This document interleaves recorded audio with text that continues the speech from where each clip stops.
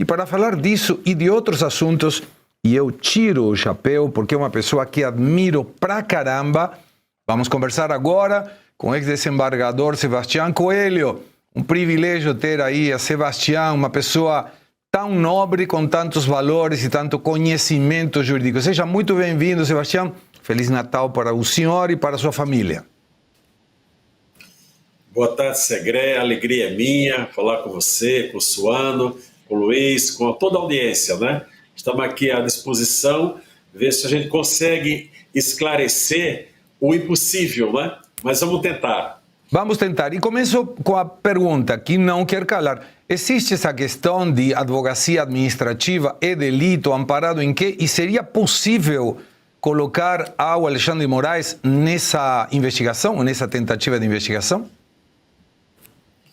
Segré, esse é um dos maiores escândalos que nós temos aqui em Brasília, e são muitos, né? Se nós tivéssemos um Senado realmente independente, esse pedido da senadora Damares deveria ser despachado imediatamente, não é? Também o pedido que ela fez da Procuradoria-Geral da República. Porque, veja, nós estamos tratando de um valor astronômico, 129 milhões de reais não é qualquer verba, para um contrato absolutamente genérico, não tem objeto específico, segundo está sendo noticiado pela imprensa, não é?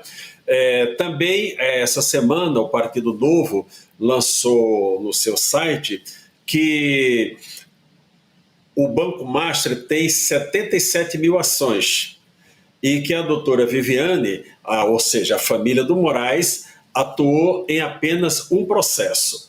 Então, quando a repórter lá da Globo trouxe essa matéria dos contatos do presidente do Banco Central com o ministro Alexandre de Moraes, é claro que as notas vêm numa tentativa de explicação, mas é para explicar o inexplicável. Não é? Veja, Segré, que nesse momento já era para ter sigilo bancário quebrado dessas pessoas, porque o ministro Alexandre de Moraes tem que ser colocado com todas as letras. Neste momento, ele está sob suspeita. Ele está sob suspeita de ter participado de um crime, tá certo? De ter feito uma advocacia administrativa, atuado no Banco Central para favorecer o Banco Master, que tem a sua esposa como um dos escritórios, sua esposa e filhos, um dos escritórios. Eu creio que se o Senado quer instalar realmente a CPI do Banco Master, Segré, nós vamos verificar que esse é apenas um dos escritórios que trabalham para o Banco Master. Quantos outros parentes de ministros de todos os tribunais têm contrato também com o Banco Master? Então isso é um escândalo assim absoluto. Quando um juiz tem que vir a público para se explicar, só o fato dele vir a público explicar já não tem explicação, porque o juiz ele tem aquela sua postura de trabalhar no processo, mas eles querem dar uma de normalidade ao que não é normal. Esse contrato, veja, 3 milhões e 600 mil reais por mês, eu não sei se vocês têm a data da assinatura do contrato, quanto, que eu não fui atrás disso, claro, quanto efetivamente ingressou nos cofres da empresa, do escritório de advocacia. E lembre, nós estamos tratando de marido e mulher, de pai e filhos. O ministro Alexandre de Moraes, ele é um beneficiário direto desses valores. Ou vai dizer que toda a mordomia que vive de viagens e tudo mais é a conta do seu salário de juiz? Claro que não. Claro que não. Então, esse dinheiro que entra na conta do escritório dos seus filhos, ele é beneficiário direto.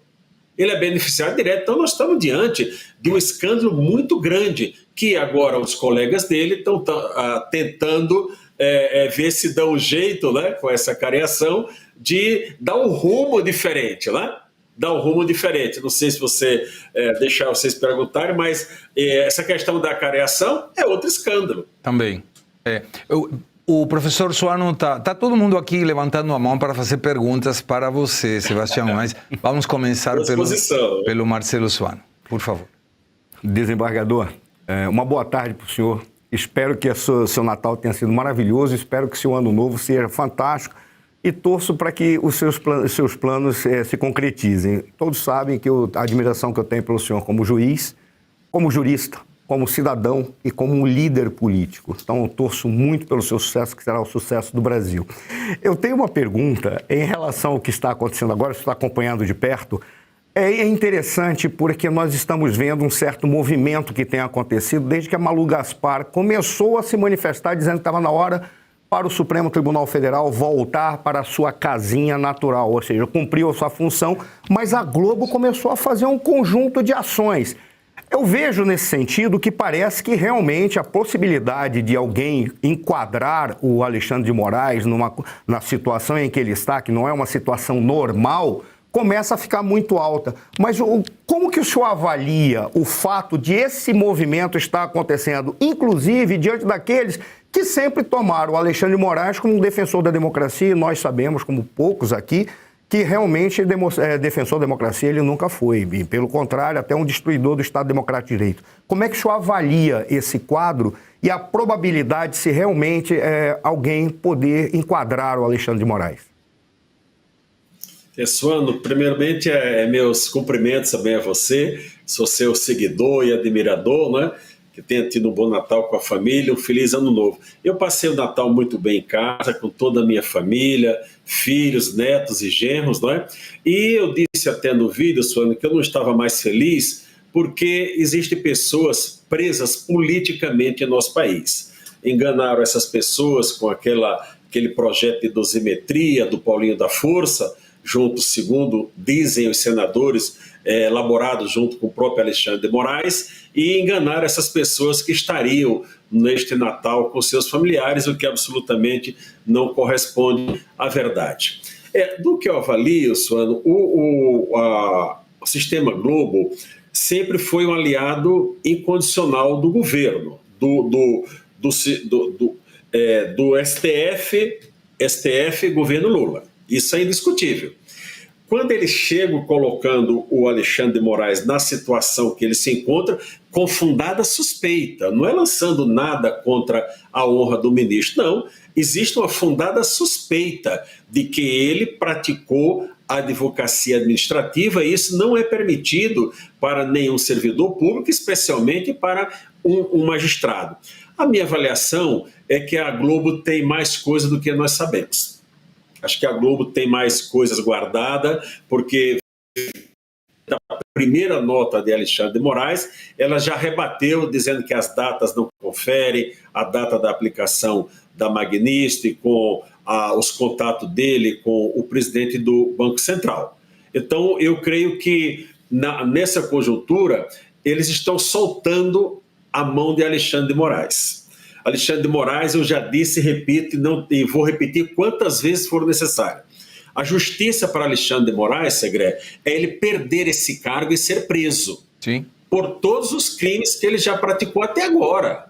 Até agora que ele já praticou, todo abuso de poder que ele já praticou nesse país. Mas vejo que lá nos Estados Unidos, os gangues foram pegos com a questão financeira, não é? Na sua negação. Dos impostos, tudo. Então, embora que o caminho seja diferente, né, a ser trilhado, não seja o caminho que nós esperávamos dentro da legalidade, porque nós temos aqui nós temos o Senado de braços dados com eles. Não é? A Columna disse que nem com 81 assinaturas ele abriria um processo de impeachment. O Procurador-Geral de Justiça da República, o doutor Gonê, é uma figura patética. Sim. Vimos a sabatina dele agora lá no Senado, uma pessoa envergonhada. Quer dizer, não sei se ele tem muita vergonha, não, porque se dispôs a ser reconduzido, né? Uma figura que era até respeitada aqui em Brasília como juiz. Mas eu não sei qual foi... as pessoas têm valores e preços, né? Então eu não sei qual foi o preço que ele pagou, enfim, para fazer esse papel ridículo de assessor do Alexandre de Moraes, de assessor do Supremo Tribunal Federal. Então nós não temos hoje um Ministério Público independente, porque já era para ter aberto. Com toda essa suspeita contra o ministro, era para a PGR ter aberto um procedimento de investigação contra o ministro. Nós não estamos falando, se fosse 10 mil reais, era grave. Claro. Mas nós estamos falando de 129 bilhões de reais. Então, por isso que essas pessoas, elas não se incomodam para a magistratura, sabe, o Segredo? Nós temos uma lei da magistratura que é de 1979. 79. E até agora o Supremo não teve tempo de mandar um projeto para o Congresso Nacional para atualizar 1979, onde ali nessa lei tem um código de conduta para todos os magistrados. Mas o que é que o Supremo faz? No que interessa, eles dizem, olha, essa parte aqui da lei foi recepcionada pela Constituição, está valendo. Quando não interessa, eles dizem, olha, essa parte aqui não está valendo, que não foi recepcionada. É o mesmo que eles fazem com a própria Constituição. Claro. Eles que dizem quais os artigos que estão em vigor e quais os artigos que não estão em vigor. Agora, Sebastião, quando a gente avalia o histórico recente, nós vimos que denúncias do Eduardo Tagliaferro provocaram um processamento do Eduardo Tagliaferro. Hoje apareceu um vídeo do Silas Malafaia em que ele foi incluso naquele processo das fake news, né? Aquele do fim do mundo, que André Marcília conhece muito bem também. E o curioso é que o ministro Alexandre de Moraes não fez nenhum processo, nem incluiu nem o Globo, nem a Malu Gaspar dentro das fake news. Se isso for uma fake news, eles deveriam já estar sendo inclusos nesse processo, o que não aconteceu. Isso lhe chama a atenção? Eu não estava sabendo, Segredo, tive algumas atividades agora de manhã, não estou sabendo ainda do vídeo do pastor Silas Malafaia, mas nada me surpreende. Uma sigla, ele foi um dos primeiros advogados, se não o primeiro, que trabalhou nesse inquérito das fake news, que é uma aberração completa. Isso não existe. Você é um inquérito que vai para 7 anos em andamento sem uma conclusão. Esse inquérito, na verdade, ele é um guarda-chuva para o Supremo Tribunal Federal. Ali o Toffoli botou de encomenda para o Alexandre de Moraes, e eles são parceiraços nisso daí, para uma proteção deles mesmos. O que o Toffoli está fazendo agora, já me adiantando, Segredo, com essa acareação que ele marcou, é uma proteção deles mesmos, para construir a partir dali um rumo que será determinado para as investigações, porque qualquer pessoa que minimamente tenha, não precisa ser advogado não, minimamente ter contato com o direito, sabe que a careação ela é possível após depoimentos. Alguém dá um depoimento, diz, olha, essa caneta aqui é preta, o outro diz, não, essa caneta aqui é vermelha. Então, bora ver quem sustenta qual a conclusão que se chega. Então, se não existe o depoimento, talvez o do Vorcaro tenha, mas do ex-presidente do Banco de Brasília, que faz parte desse escândalo completo, o Banco de Brasília, BRB, conhecido, né, patrocinador do Flamengo e tudo mais, né, faz parte desse esquema, desse prejuízo de 60 bilhões que o Banco Master deu. E o diretor do Banco Central, não sei qual o cargo do diretor do Banco Central, mas olha, você vai botar numa careação a pessoa que fiscaliza com o criminoso, com o acusado de crime. Isso não existe. Não existe. E mais, a careação, o juiz, o Segredo, ele só pode fazer uma careação se ele tiver um processo sobre a sua responsabilidade. Quando é que um juiz tem um processo sobre sua responsabilidade? Quando o Ministério Público apresenta uma denúncia e o juiz recebe aquela denúncia. Nós vimos muito bem isso aí na farsa do golpe, não é? Que houve sessões para recebimento da denúncia. Pronto. A partir do recebimento da denúncia, o juiz tem o comando do processo. Claro. E ele, ouvindo as pessoas, pode dizer, não, há contradição aqui, eu vou fazer a careação com essas pessoas. Antes disso, só quem pode fazer a careação é a autoridade policial, ou seja, o delegado de polícia. E, por decisão do Supremo Tribunal Federal, também o Ministério Público pode conduzir investigação e, por via de consequência, também pode fazer a careação. Então, a audiência que está aqui conosco, nesse momento, essa decisão do ministro Toffoli de fazer uma cariação, está marcada para o dia 30, salvo engano, né? O próprio PGR disse, olha, não faça nos seus termos que ele usou, mas ele já indeferiu, não é? Isso aí, no meu ponto de vista, como cidadão, olhando, é para acobertar tudo isso. Porque, não se engane, Segré, existem outros contratos de outros familiares, de todos os ministros aqui dessas cortes superiores, todos não, mas de muitos ministros dessas cortes superiores. São parentes, são filhos que têm escritório. Outro dia até circulou esses dias aqui um vídeo antigo do Roberto Jefferson, o ex-deputado Roberto Jefferson, onde ele diz, olha, o portfólio do escritório da doutora Viviane Bassi, não diz que ela é especialista em direito constitucional ou internacional, diz que ela é especialista em tribunais superiores. Eu, há 10 anos antes de ser juiz, fui conselheiro federal da OAB, fui vice-presidente da OAB, eu conheço os dois lados, o da advocacia e o da justiça. Eu digo, olha, a imprensa, o Sistema Globo está fazendo, mas vocês que sempre denunciaram tudo isso, não pode parar de falar um dia só sobre o caso do Banco Master. O Banco Master é o caminho que Deus mandou agora para nós extirparmos Alexandre de Moraes do meio jurídico, da vida pública. Não é? Se confirmado o que está sendo colocado e foi trazido por uma jornalista que, se fosse colocado aqui no seu programa, Segré, ia dizer, olha, esse cara aí é bolsonarista, não sei o quê, e inventar um monte de coisa. Como foi pela Malu Gaspar, não é? Ficou insuspeita, ali não tem como. Não é? E ela já veio a público, eu vi manifestação dela dizendo não é dessa maneira. Se for confirmado, isso configura, para mim, é máfia. Claro. Não é nem quadrilha, para mim é máfia. Isso é máfia. E essa máfia ela tem que ser desmontada.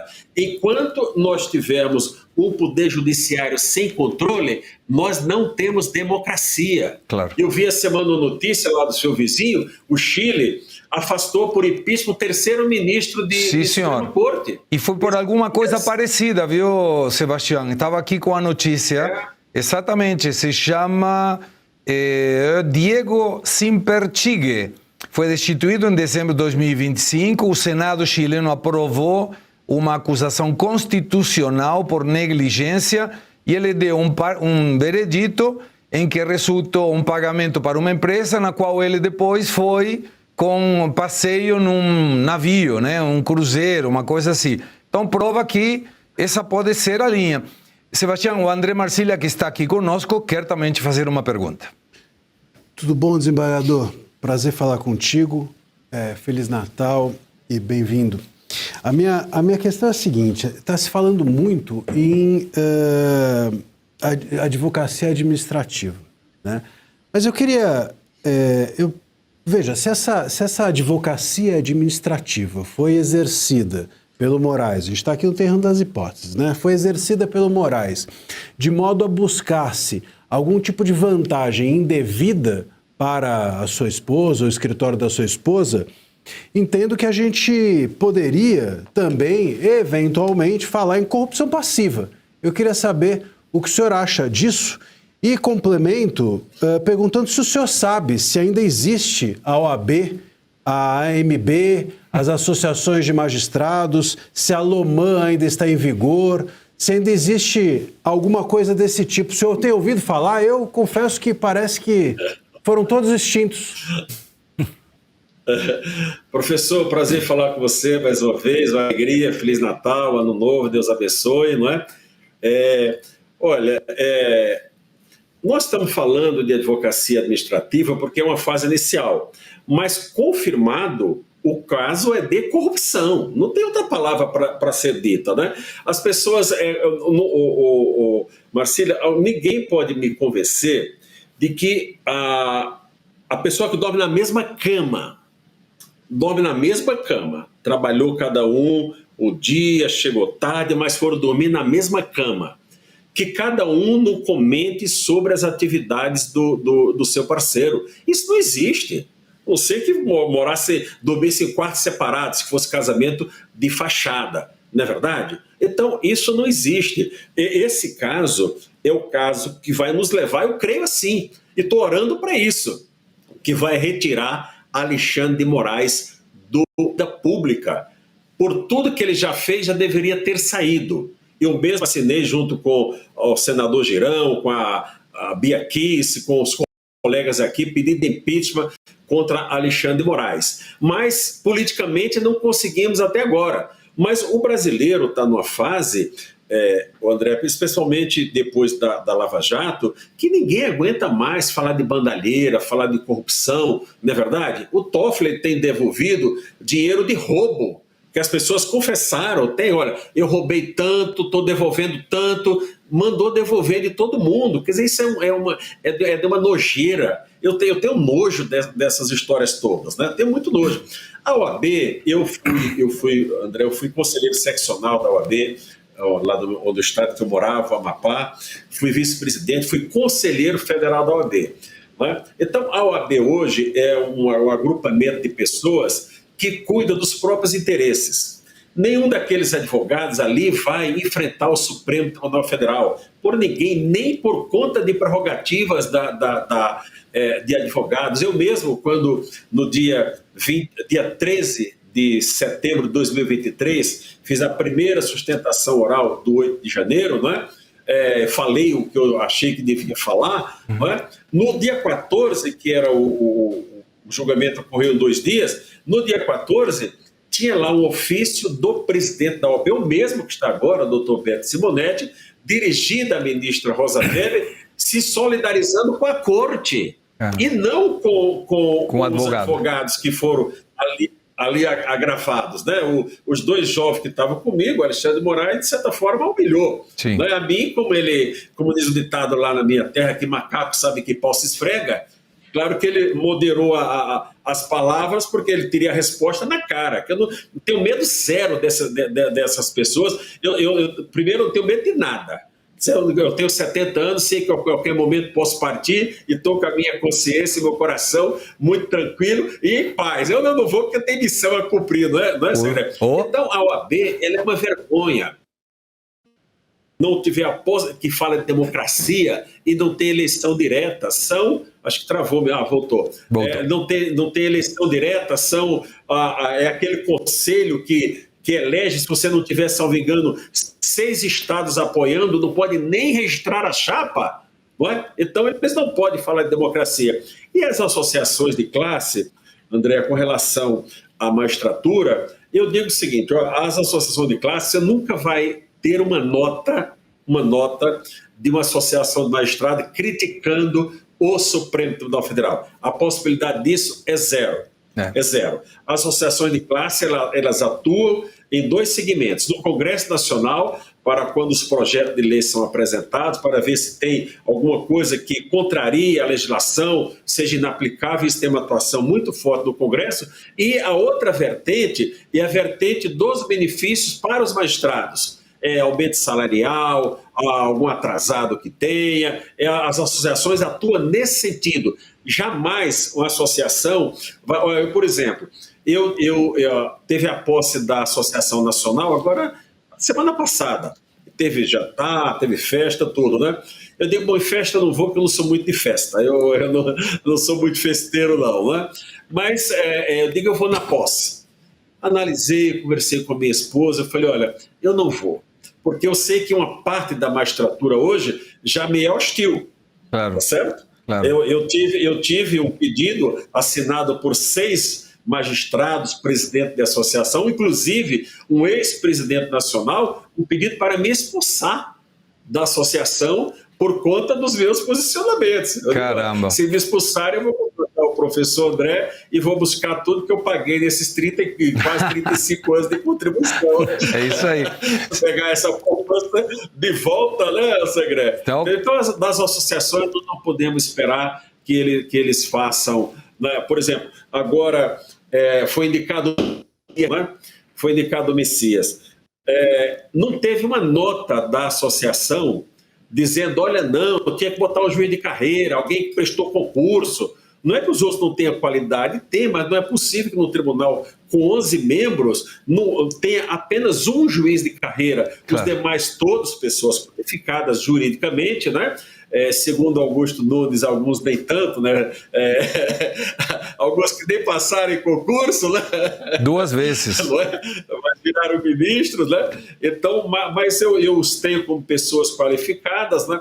Mas não tem uma raiz. Não teve nenhuma nota da Associação dos Magistrados dizendo, não, nós queremos um juiz de carreira, não, tal. Não teve, entendeu? Então, esse jogo aí, enquanto não tiver um presidente da República, e eu tive a oportunidade de dizer para o governador Zema, conversamos particularmente, nós dois, falei, governador, quantos bons desembargadores o senhor tem em seu estado? O senhor não tem 5 bons lá para botar de ministro? Ele falou, Sebastião, eu tenho 20. Claro. Eu digo, nós estamos falando de Minas Gerais, sem Claro. falar dos demais. Será que desses 10 mil, 5 mil desembargadores não tem 3, 4 para ir ao Supremo, pessoas que fizeram uma carreira, que não é verdade? Então, enquanto nós tivermos esse sistema de escolha sem um mínimo de parâmetro, nós vamos ficar nas mãos do Supremo Tribunal Federal e de pessoas arbitrárias. Quem é que está defendendo? Alexandre de Moraes? Toffoli com as suas decisões, ele fica em silêncio. Toffoli fica caladinho, só dando decisões devastadoras. Cada decisão deles são milhões envolvidos, né? E quem o outro? O Gilmar Mendes. Gilmar Mendes, né? Que todos sabem, aqui em Brasília, todo mundo sempre soube que os maiores escritórios eram da mulher de Gilmar Mendes e da mulher do Toffoli. Todo mundo sabia disso aqui em Brasília, Segredo. Caramba. Né? A doutora Guiomar e a doutora Roberta, né? Todo mundo sabe disso. Então, essa questão que surgiu aqui do Alexandre de Moraes é um caso que foi colocado luzes sobre esse caso. Um caso. Mas se você for pesquisar, se a CPI do Senado começar a funcionar, aí nós vamos ver. Tomara. Eu queria que esses ministros, Segredo, pudessem, como diz lá o artigo 37 da Constituição, eu, por exemplo, quando era magistrado na ativa, eu tinha uma autorização permanente para o Tribunal de Contas da União, como todos os juízes têm, acessar diretamente minha declaração de imposto de renda. Eu quero desafiar esses ministros que mostrem sua declaração de imposto de renda, como é que é composto o seu patrimônio. Mostre, eu quero dar um desafio que mostre. Mostre a evolução patrimonial dos seus familiares, de quando não era ministro, depois virou ministro. Então nós estamos tratando de um escândalo nacional. Absolutamente. Que se nós fôssemos... Não é? Um pouco como eu vi lá em Bruxelas agora, os agricultores eram contra, foi todo mundo para a rua, botou um trator. Aqui, se botar um trator na rua, já tem decisão por conta lá de 2022, que o Exército vai lá, aí sim. E se tira. Com esse comandante atual do Exército, que é um entreguista, né? Esse Tomás Miné, né? Que ele aí sim ele vai botar o Exército na rua contra o povo brasileiro.